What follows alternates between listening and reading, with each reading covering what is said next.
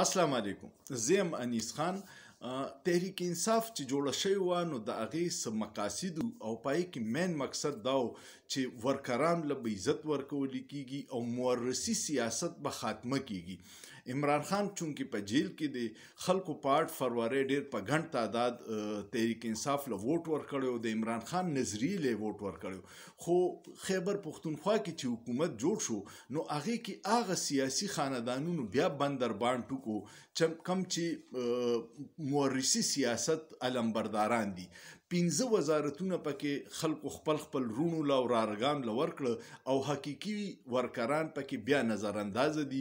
نو په هغې باندې ډېر خلک تنقید کوي. دا په دې وجه وشو چې عمران خان چونکې جیل کې دی او هغه ته پوره تصویر ښکاره نه دی چې بهر څه کېږي.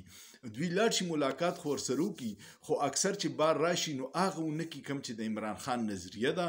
نو هر حقیقي ورکر په دې خلاف आवाज چوت کې چې حقیقي ورکرانو له دې وزارتونه ورکړي چې د خلکو مسلې حل کړي.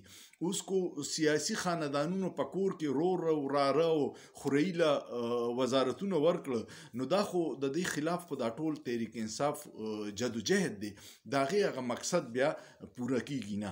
نو دې کې یو आवाज شي چې صرف حقیقي ورکرانو له وزارتونه ورکړي، چا چې په دې سخته کې د عمران خان مرګستیا کړې ده او سختو ته ځان نیولی. ستاسو څه خیال دی؟ کمنټ پې لازمن وکړئ او سوچ پې وکړئ، په سوچ کې څه ګناه نشته.